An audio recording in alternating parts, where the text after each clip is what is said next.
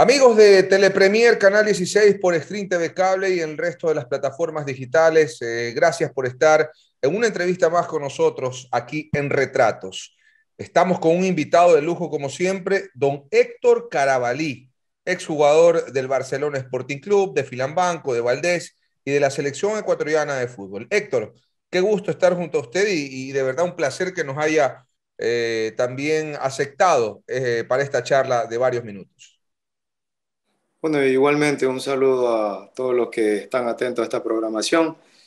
Y para mí también es un gusto poder conversar de lo que a uno más le gusta, que es el fútbol en este caso. Héctor, ¿usted recuerda la infancia y qué se le viene a la mente de ese jugador que en la cancha corría, pero que, como todo futbolista, me imagino, tuvo que haber tenido una infancia complicada? Bueno, es lógico, creo que la mayoría de nosotros en el ámbito futbolístico venimos de familia de escasos recursos económicos, pero de grandes sacrificios para este objetivo, obviamente llegar a culminar el sueño que tiene todo niño que empieza en el mundo de la pelota, que es llegar a ser un jugador de primera categoría. ¿Y en qué barrio, en Guayaquil o en qué otra ciudad, comenzó sus primeros pininos en el fútbol? ¿Quién lo induce al fútbol? Bueno, yo vengo del suburbio, de Sí. la 24 y la P, barrio populares, donde el juego de la pelota siempre está al máximo, es lo primordial. El indoor más que todo, Sí, así es. con indoor de calle. O Claro. sea, Sí. ese es el primer, como que te puedo decir, la primera prueba para uno saber que tiene condiciones ahí. Entonces yo inicié ahí y por motivación de ciertos compañeros, alguien nos dijo que nos fuéramos a probar a un club, ¿no? Nombraron específicamente Barcelona, pero Barcelona lo veíamos como imposible, como que era más difícil. Y nos unimos cuatro compañeros y decidimos ir a Filambanco. En este Ya. caso, ¿Qué edad tenía? Filambanco, 12 años, 12 entre Ya. 12 y 13 años. Yo vengo de Filambanco desde los 12 años. Entonces, nos unimos cuatro compañeros que siempre jugamos juntos ahí en la escuela de fútbol. Siempre jugamos juntos porque iniciamos así. Nosotros nos fuimos los cuatro a probar a Filambanco. Llegamos al Albocado. En esa época Filambanco hacía una parada porque tenía la sede primero en Chimborazo y García Goyena, pero nosotros no lo sabíamos. Entonces fuimos al Bocado, a la Alborada. Ya. Y llegamos y el bus se había ido. Ya se había ido porque pasaba el expreso por ahí. Y nos dijeron que era acá donde es Los Amanes, el complejo de Los Amanes. Y nosotros llegamos a pie y era lejos. Acuérdate que no existía esa parte de allá para Los Amanes. Casi una hora, Solamente pues. estaba, claro, llegamos al entrenamiento tarde. Ya se estaba terminando. Obviamente el profesor nos dijo, bueno, ¿y ustedes? Nosotros le dijimos, no, venimos a probarnos todo. Entonces él era Juan Triviño era el profesor, Ya. Juanito Triviño. Entonces él nos ve y dice, ¿de qué juegan cada uno de nosotros? Nosotros le decimos las posiciones, todo. Y como anécdota, él viene y me dice, ven acá. Y me tira la pelota y yo, pack, se la bajo así, por inercia. La paro. Él dice, bueno, algo tienes. Vengan mañana. Entonces nosotros, bueno, nos aceptaron todo. Fuimos al otro día. Pero eran canchas de césped. Y todos nosotros tenemos zapatos de lona. Los No kids. había para... No.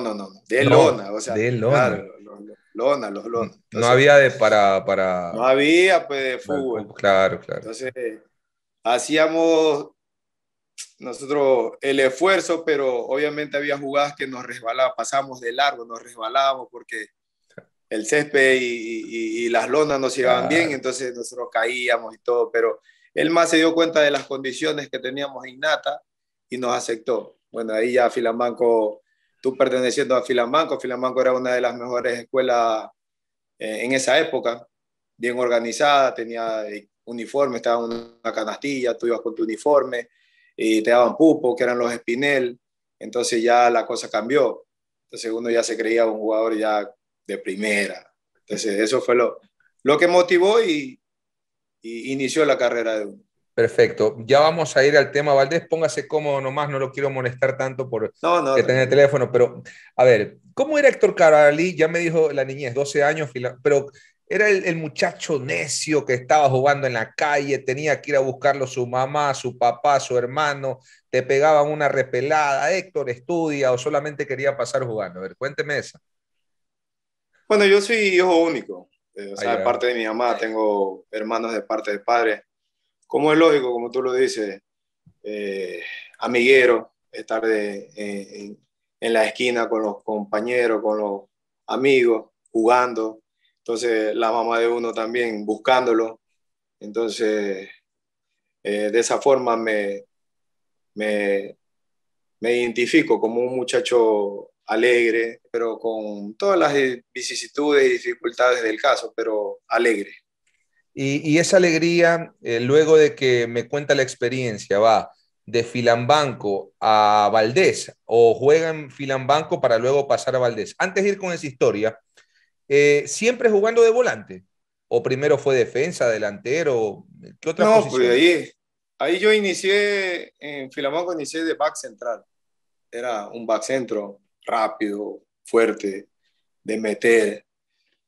Pero llego a la selección del Guayas, estaba Drasko, pero no Dusan, estaba sí, Miranovic.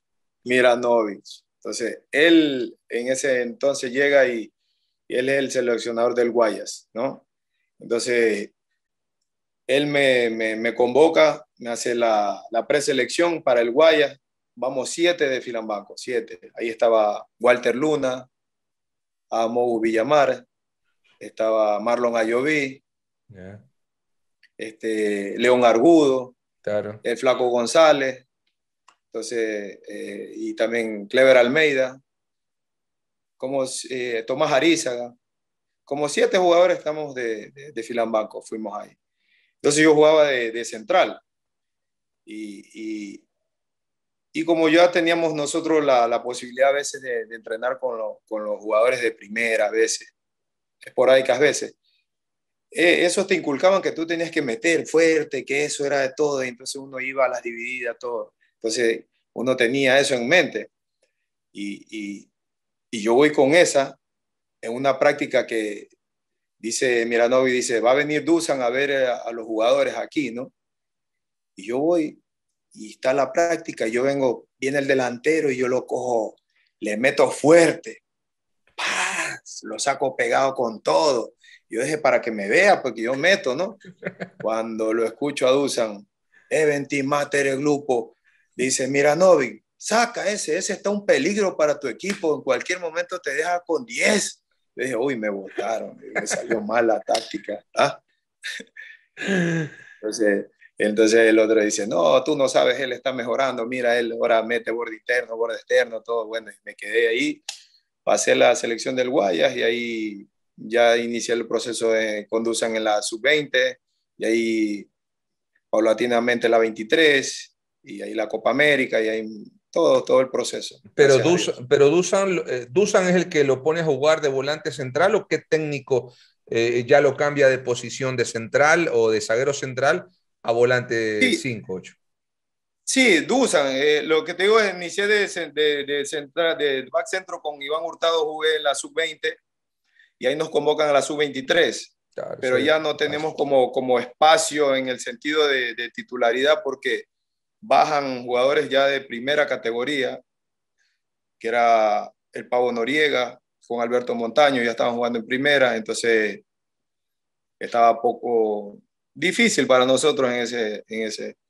Entonces a Iván Hurtado lo manda el lateral izquierdo, que me acuerdo, y a mí no me iba a mandar el lateral derecho, pero apareció Danes Coronel. claro. Entonces, Patucho, indiscutible titular ahí.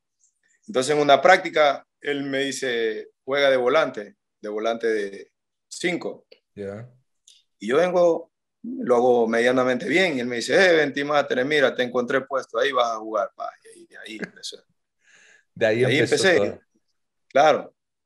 Ya, Héctor, perfecto. Qué buena explicación esa. ¿Qué le faltó a esa selección sub-23, la del preolímpico? ¿Qué equipazo que tenían ustedes, de verdad, la que estuvo en Uruguay, en Paraguay, perdón, jugando? ¿Qué le Sí, en faltó? Paraguay. ¿Qué le faltó? Porque era una constelación de estrellas. Usted, Iván Hurtado, Pavo Noriega, Danes Coronel, Máximo Tenorio, Eduardo Hurtado. Se me escapan algunos nombres, pero qué equipazo, ¿eh? Lo que yo creo que siempre nos faltó, más convencimiento en nosotros mismos, ¿sí me entiendes? El yugoslavo creía más en nosotros que nosotros mismos. O sea, él apostaba a nosotros, nos hacía ver, peleaba con todo el mundo, que nosotros tenemos condiciones, pero muchos de nosotros no creíamos.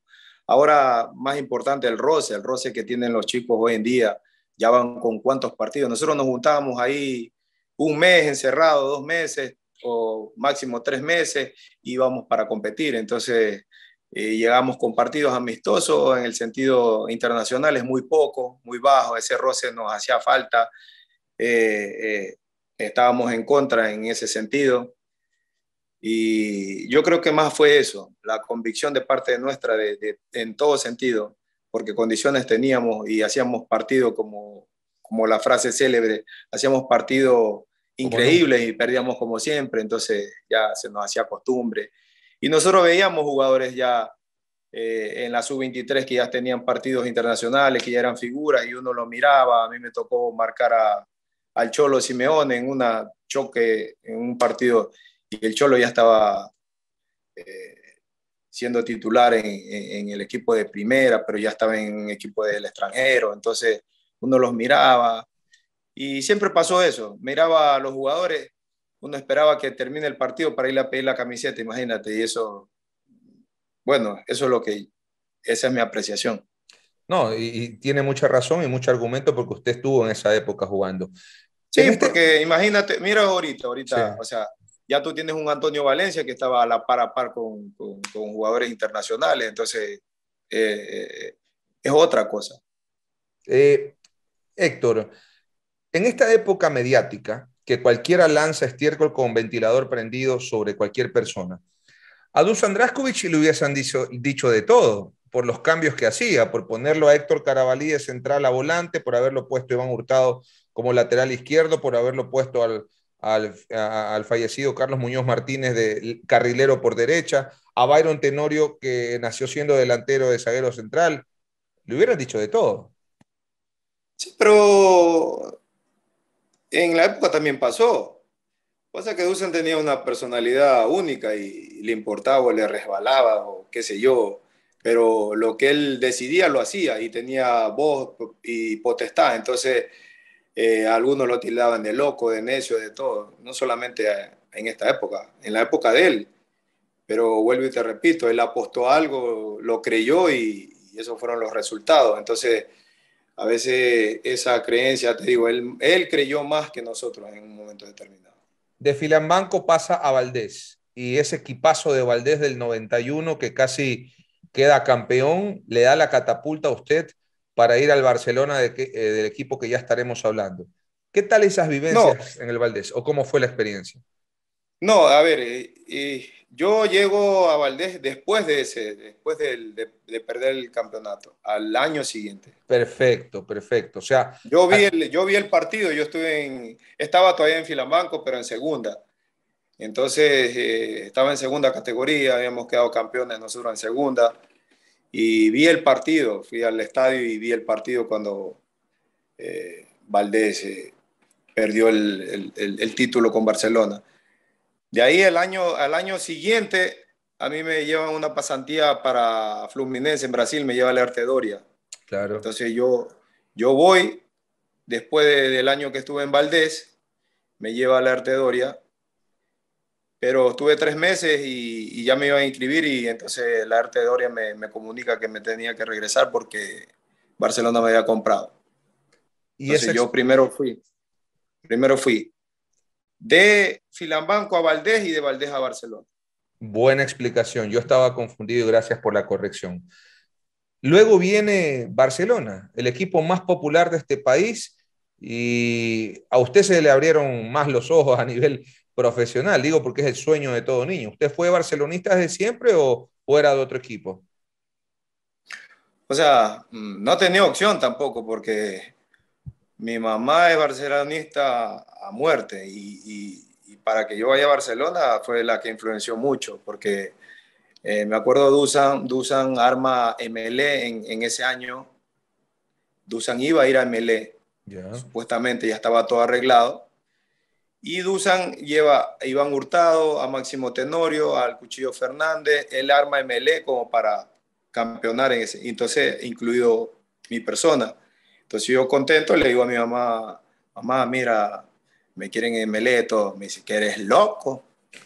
Tú me cumples mi sueño que es que juegues en Barcelona. Entonces, eso influenció mucho en mí. Entonces, ese año no fui a MLE.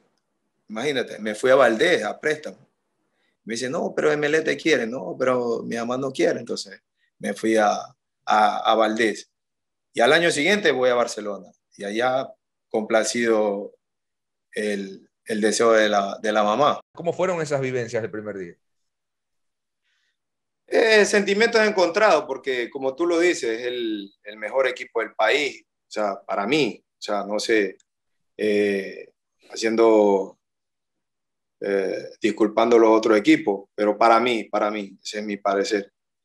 Entonces, o por lo menos el más popular en ese entonces. Entonces, sentimientos encontrados, nerviosismo, pero confiando en las condiciones de uno y tratar de aprovechar el momento, esa vitrina para expresar todo lo que tú habías trabajado y para lo que te preparaste. Entonces, un camerino difícil, difícil, con jugadores que ya tenían un tope alto, habían llegado a la final de una Libertadores, que era el único equipo que en ese entonces lo había logrado, entonces esos jugadores tenían un pico alto y ser titular ahí era como un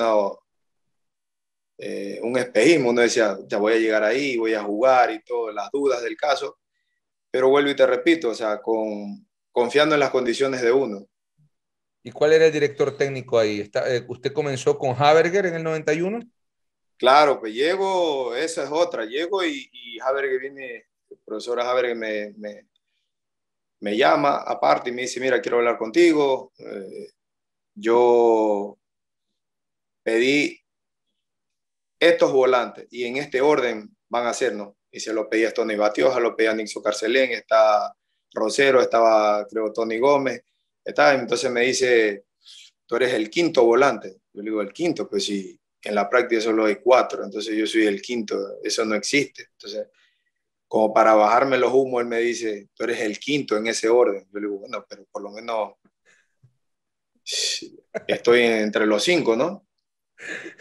Y después con trabajo era el número uno. O Claro. sea, fui el primero, pero costó Y, mucho. y en ese momento, en esos entrenamientos, por ejemplo, el típico muchacho que uno tiene derecho a pagar el piso, como dicen vulgarmente, ¿quién lo recibió con su cariño o machete, por ejemplo, en un entrenamiento o se impuso Héctor Carabalí con esa personalidad que tenía? No, pues yo era bravo, era muy bravo, bravo en todo sentido, de carácter, de actitud, era de peleador, era peleador de innato. Entonces, de una, las primeras prácticas fui metiendo y los grandes, obviamente.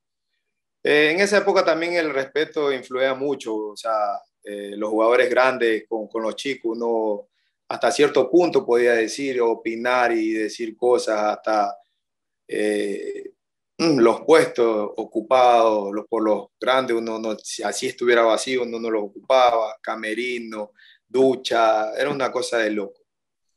Pero eso servía para que uno respete, porque eso te influenciaba respeto al mayor, porque el respeto viene de casa también, Correcto. y te decían, entonces lo más grande era, pero la soberbia y el resabio de uno era también innato, entonces siempre estaba en polémica, siempre estaba en pelea, todos los entrenamientos salía, me echaban, me botaban, yo Bueno, la cosa es que me imponía futbolísticamente, o sea, a veces decían, bueno, déjalo, pero déjalo, que ese es malcriado, ese es loco, ese es bravo, todo, pero igual déjalo que nos ayuda, entonces así fue.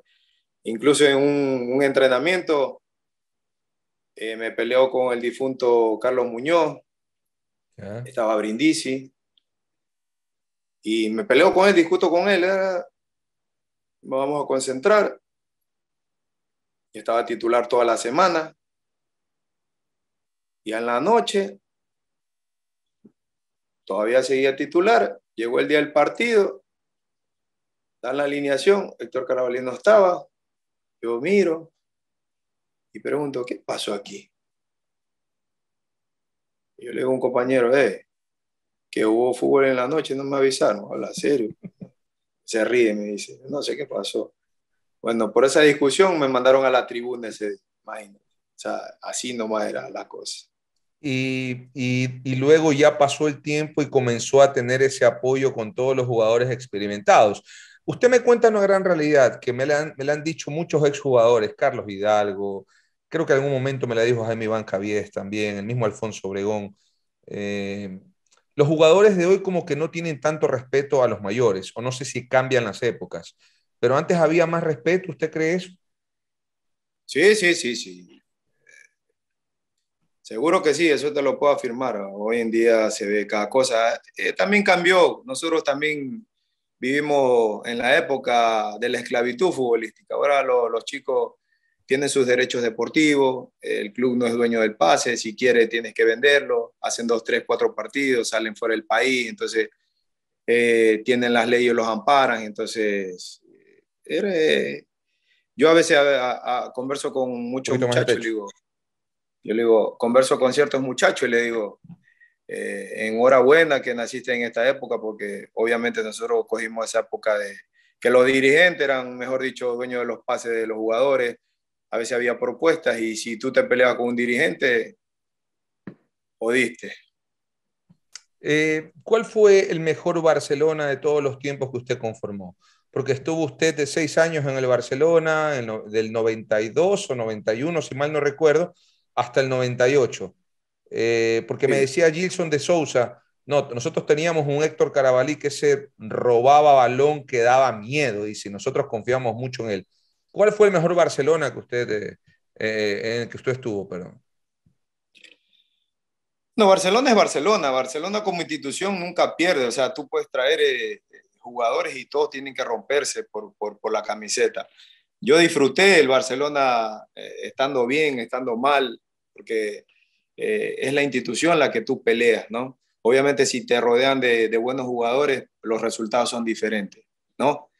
Pero eso ya es cuestión de dirigentes, de esa gestión. Pero con lo que te toque, tú tienes que defender esa camiseta y hacer diferencia.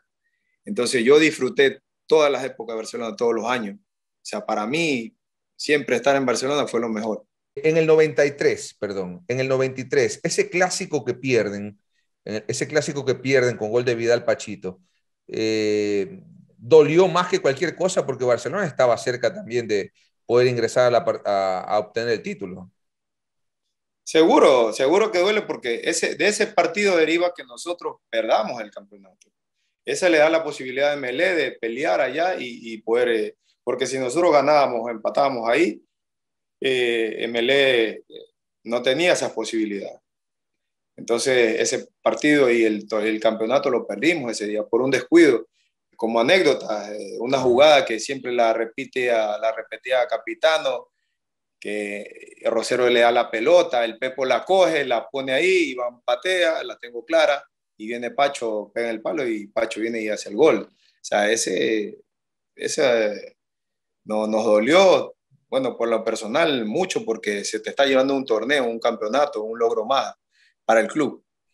Y luego llega esa posibilidad de obtener la Copa Libertadores de América, que no se dio de nuevo para Barcelona. Fue un equipo de ensueño, ese que quedan campeón en el 97 y van a la Copa Libertadores con Insúa y compañía. Sí, por eso te digo, o sea, Barcelona, Barcelona siempre tiene que ser y debe ser protagonista por historia, por nombre.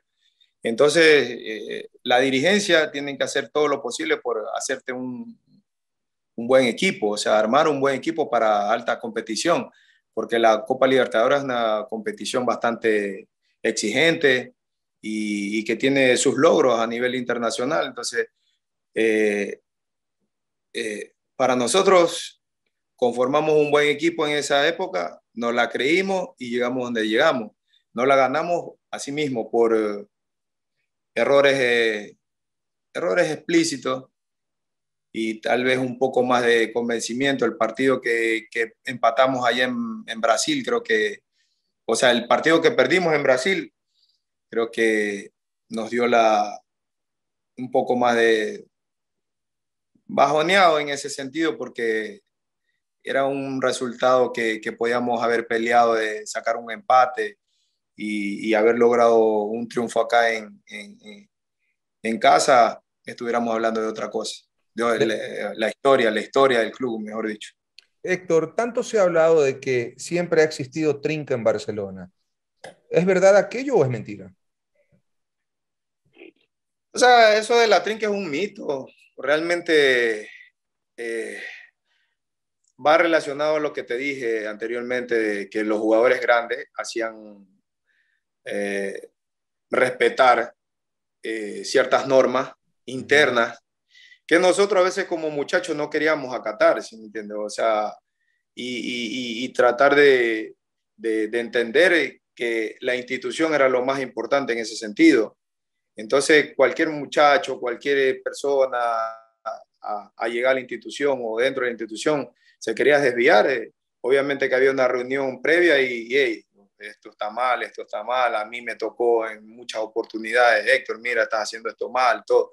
Me costó entenderlo, porque te digo, la rebeldía, pero después tuve que ser parte de aquello también, o sea, a ciertos muchachos decirle, hey, esto no es así, esto es asado, las cosas son así, la institución es grande, tienes que aprender a quererla y obviamente después con el tiempo aprendes a quererla, porque cuando sales te das cuenta de lo grande que es esa institución, o sea, y la posibilidad que tuviste de hacer un nombre dentro del ámbito futbolístico.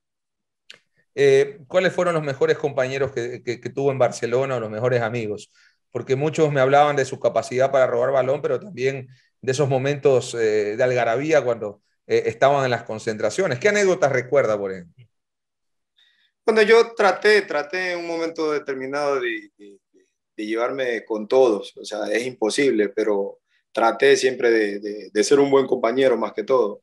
El compañerismo con todos, y porque eso es lo que queda a la larga después del fútbol, lo que te queda es lo que tú haces dejas como persona o los amigos que dejas dentro del ámbito futbolístico. Entonces, traté en ese sentido de ser alguien neutral, si me entiendes, llevarme con todos. Luego viene el tema selección, ya hablamos de Barcelona. Y la selección ecuatoriana de fútbol, usted jugó cerca de 60 partidos, pero hace un golazo en Estados Unidos en un partido amistoso contra México. Me imagino ese gol lo tiene usted grabado en su celular porque es uno de los mejores goles de la selección en la historia. Sí, gracias a Dios yo tuve la posibilidad, como te digo, entrar en selección desde muy chico, el proceso desde la sub-17 hasta llegar a las mayores. Entonces, no llegué a la selección ya viejo o después, vine en proceso. Así es.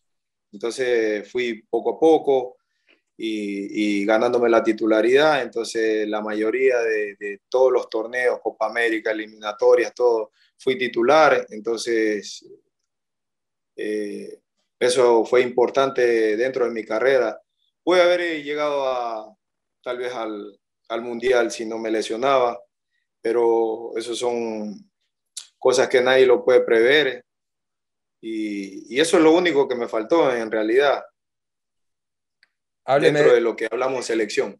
hábleme de ese golazo, Héctor, el que le decía contra Sí, México. un partido amistoso que hicimos en Oakland, en California, con la selección de México. Por característica, el arquero de México jugaban salidos, tanto Campo como el otro arquero, los dos jugaban afuera. Y entonces, dentro del partido, me tocó hacer dupla con este muchacho de Espoli, que era Alcatraz Díaz. el Alcatraz Díaz. Yo le digo, tú le pegas fuerte, le digo, mira que ese man sale, o sea, si le puedes, pégale, pégale, pégale. Y siempre le estaba diciendo a él que le pegue. Pero de repente la pelota coge, botea, me queda a mí. Y sin dudarlo, pues si lo estaba hablando a cada rato en el partido, entonces ya, bueno, te tocó a ti. Le pegué Golazo. con borde externo y se metió en el ángulo. Unas últimas preguntas más para no quitarle más tiempo, Héctor. ¿Qué le faltó a esa selección ecuatoriana de fútbol de las eliminatorias al Mundial de Francia 98 con Pacho Maturana para llegar al Mundial? Mira, que esa hubiera sido la primera selección en llegar al Mundial. Estuvimos tan cerca, como tú lo dices, pero perdimos partidos. El partido que perdimos en Perú, acuérdate que el gol que hace el team para ir al Mundial, Eduardo Hurtado tuvo una oportunidad casi similar. Giró, le llegó y la tiró fuera. Entonces el team vino, giró y la metió. O sea, perdimos en Colombia, un partidazo que habíamos hecho, en Venezuela. Perdimos Perdieron en partidos, Quito con Colombia también. ya, Con Chile perdimos empataron. ciertos partidos que nos restaron, esos puntos que después estábamos anhelando y que nos faltaban, que nos hacían falta, como todo. O sea, hasta el día de hoy uno mira los partidos y eran partidos ganables o ya ganados, pero como te digo, siempre nos faltó eso, un poquito más de convicción, un poquito más de habla, un poquito más de todo, como para poder cerrar un partido. Partidos ganados había que cerrarlo y nosotros seguíamos en la misma tónica y eso nos pasó factura. ¿Cuál fue el mejor acompañante en la línea de volantes que tuvo Héctor Carabalí en su vida futbolística? Cuando jugué con Rosero, con Jimmy Blandón, con Pepo Morales, con Nixon Carcelén, jugué con varios. O sea, la idea era adaptarme con el que esté. La idea simplemente era estar uno, ser titular uno y el compañero que te toque hablar y tratar de complementarse. Y con todo me complementé bien, gracias a Dios. ¿Qué se llevó, qué anécdota se llevó de Pacho Maturana como entrenador y como persona? El Pacho es un personaje. Él tiene muchas anécdotas. Obviamente él nos contaba más las anécdotas de la experiencia que él tenía en la selección Colombia. Y entonces, eso más que todo. Y hablando nosotros, convenciéndonos también de que nosotros teníamos condiciones. Un buen maestro. Usted tuvo la oportunidad de marcar a volantes típicos 10, uno de ellos Valderrama, otro de ellos Echeverry. ¿Cuál fue esos volantes que más complicado se le hizo marcar? Bueno, dentro de las selecciones, así. ¿Eh? O sea, por característica, siempre el volante que más te cuesta, o sea, para mí, era el que no tenía la pelota, el que jugaba de primera, ¿sí me entiendes? El que hacía un solo toque. Porque lo que yo esperaba y siempre estaba presto es al que coge la pelota y la empieza a carrear y va corriendo. Ese era el momento como para ir a atacar y quitársela. Pero el que te juega un toque es difícil. O sea, si tú lo veías en Liga, ese Escobar jugaba un solo toque. Si tú veías a Brasil, ese Raíz jugaba un solo toque. Entonces, jugadores así era más difícil. Y hubo varios. Echeverry era un poco más de driblar, de esto. Entonces, a ese sí se le podía llegar. Te digo, como volante, el jugador que te hace un toque o dos toques o pared, ese es más difícil porque el momento que tú le llegas ya no tiene la pelota, siempre descarga. Entonces, ese es el más difícil. ¿Y a quién zapateó de esos volantes o a quién lo boquilló? A todo, a todo. Y en una Copa Libertadores, ahí a Leo Rodríguez, vino con la U de Chile. Claro. Claro, le hago, o sea, la pelota dividida, subo el pie como un poco más arriba de la cabeza y a lo que bajo. Lo veo todo ensangrentado, le había cortado, ahí me asusté también. Y el árbitro me sacó solamente amarilla. Yo dije, uy, pasé raspando, pero a ese casi lo mato. Oiga, Héctor, fue a Sao Paulo de Brasil. No tuvo tanta regularidad, creo que fue las lesiones que también lo marginaron un poco, ¿no? No, no, ¿No? en Sao Paulo desde que llegué, gracias a Dios, fui titular, sí, fui titular, no tuve problemas, Carpellani metido conmigo, los compañeros, todo. Lo que me merma, yo jugué titular desde que llegué hasta cuando estuve, o sea, la regularidad la tuve. El problema es que no pude terminar mi contrato siendo titular porque me lesioné. Entonces, la lesión que tenía empezó a molestar más y llegó un momento que no pude culminar el contrato. Pero de ahí todo conmigo muy bien, están satisfechos con el préstamo que habían tenido, con el desempeño mío. Ustedes estaban hablando justamente de promocionarme a Europa. Entonces, fue muy bueno para mí la experiencia ahí dentro de Brasil y aceptable, aceptable. Sí, nosotros perdimos el torneo con Corinthians. Ya. Me tocó jugar la, la final del Brasilerao y nos gana Corinthians, que en esa época estaba Rincón y Gamarra. Y entonces nos ganaron así mismo. Llegamos a la final con Sao Paulo y perdí el primer partido de ida y el segundo empatamos, entonces ellos quedaron campeones. El gol más importante de su carrera. El que mencionamos porque fue con selección, pero cada gol que hacía por ahí no era tampoco de hacer tantos goles. Acuérdate que en esa época un volante de marca prácticamente querían que uno no pasara ni la mitad del campo de juego, era Barcelona o todos los equipos tenían un número 10 que eran más vagos que entonces uno tenía que correr por ellos, hacer el trabajo sucio y darle la pelota a ellos, que eran los que supuestamente pensaban. Nosotros éramos los burros, los brutos que teníamos que correr y ellos eran los pensadores, pero eran más vagos, entonces era de hacer muy pocos goles. ¿Y cómo era la farra en ese entonces? ¿Había alguna escapadita con Harvard que era jodido, con Brindisi lo mismo? No, ¿Cómo? pero con ese no mencionarlo. Yo siempre he sido de vagar, de farra. Yo siempre fui vago. En ese Ya. sentido, yo salía de los entrenamientos, e iba a vagar. Entonces, yo farrié mucho, farrié bastante. Eso sí, el día que me tocaba, ya sabe cómo era. O sea, tampoco era de excusa. Y a veces los entrenadores me preguntaban, mira, este no se cuida, si se cuidara estuviera en Marte, en Júpiter, pero yo sí, eso, el día lunes como llegara o como estaba, era a correr. Y los días del partido se notaba también, hacía mucha diferencia.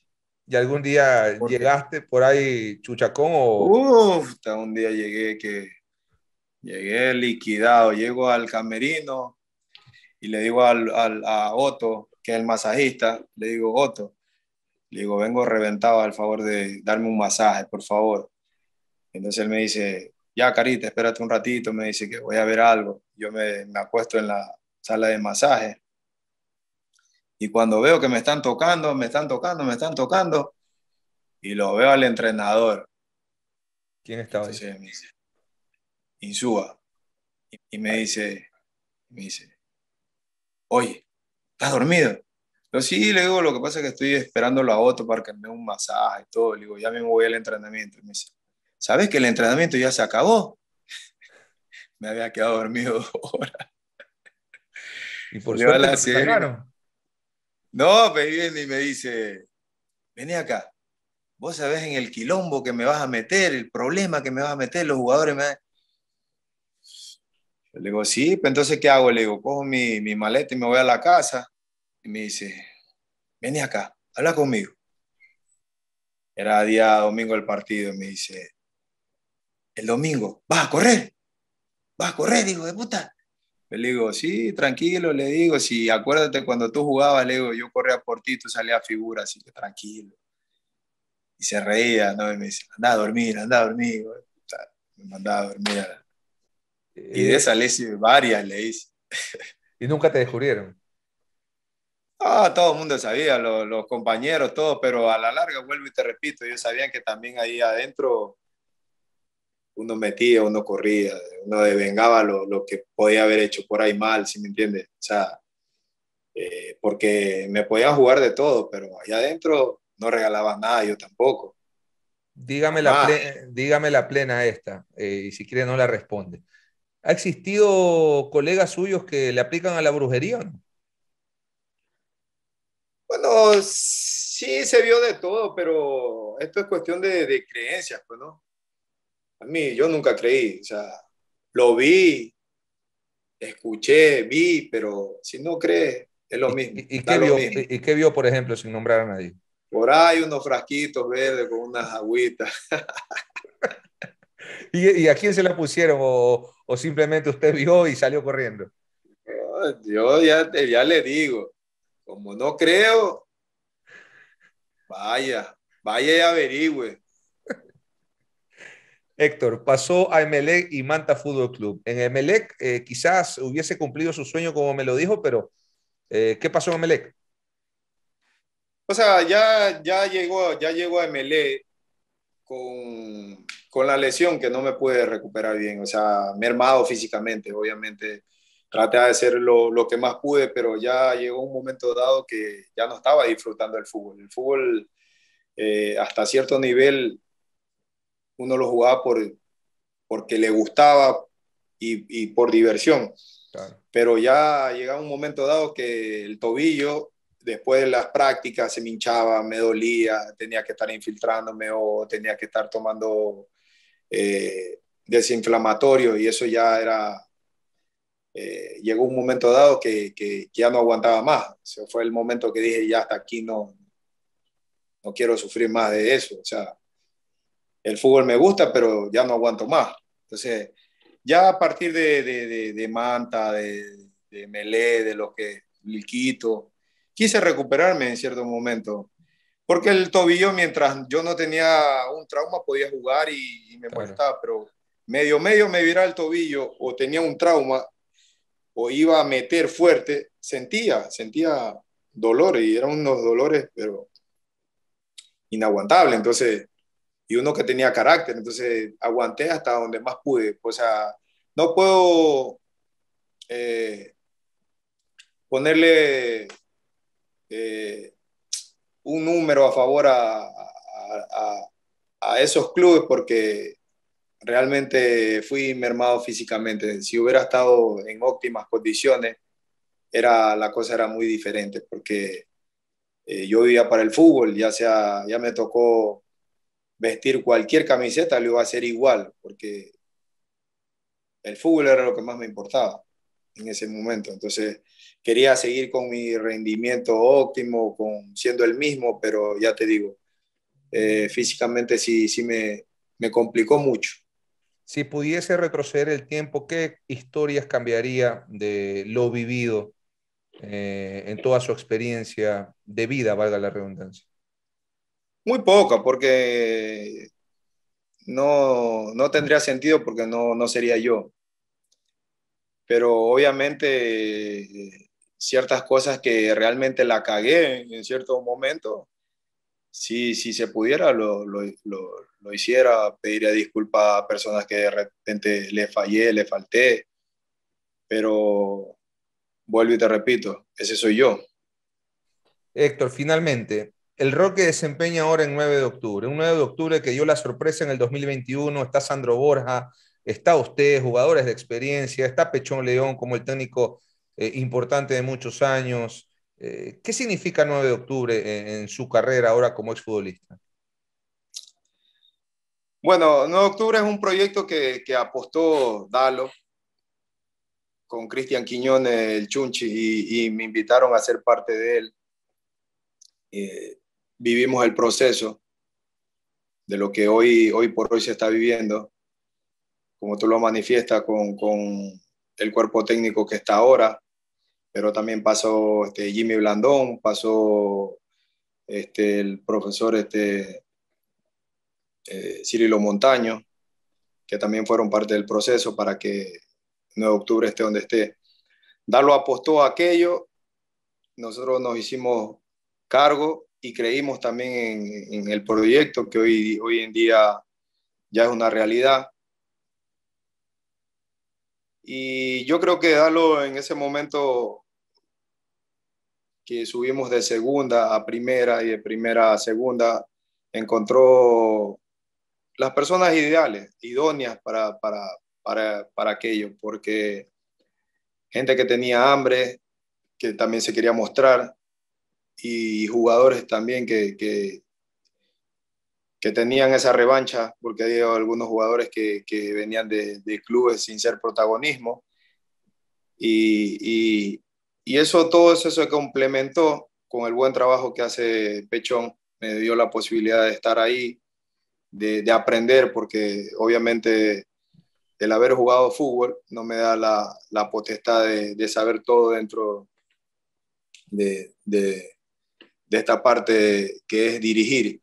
Entonces él sí, él trabajó, viene trabajando hace 10 años atrás con Independiente y se hizo un buen grupo. Entonces cuando tú haces un buen grupo, los resultados son los que son hoy en día. Héctor, quiero agradecerle por su tiempo. De verdad, muchas gracias por todas las anécdotas que nos ha contado aquí en Retratos.